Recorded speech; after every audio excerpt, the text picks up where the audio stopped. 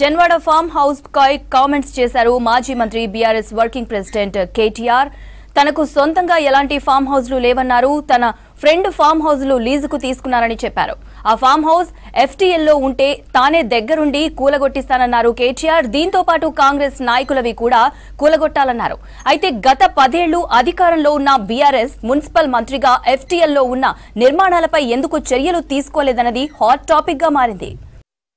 నాకంటూ ఏ form house లేదు, స్పష్టంగా చెప్తా ఉన్నా. నా మిత్రుడు ఒక ఆయనకి ఫామ్ హౌస్ ఉంటే నేను లీజ్ మీద తీసుకున్న మాట వాస్తవం. ఒక 7-8 ఏళ్ల నుంచి లీజ్ మీద ఉన్నమాట వాస్తవం.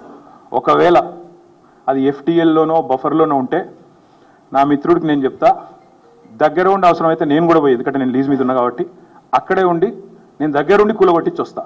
ఒకవేళ అందులో ఏమైనా తప్పు ఉంటే ఎఫ్టీఎల్లో బఫర్లో ఉంటే నేనే దగ్గరుండి కూలగొట్టించి వస్తా. కానీ నేను కాంగ్రెస్ ప్రభుత్వాన్ని ఒక మాట అడుగుతా ఉన్నా, సరే ఇలా ఏమైనా తప్పుంటే కూలగొట్టారు, నో ప్రాబ్లం, కూలగొట్టండి, దానిలో నష్టమేం లేదు, వెల్కమ్. మంచి జరుగుతున్నప్పుడు అందరం ఆహ్వానించాల్సింది.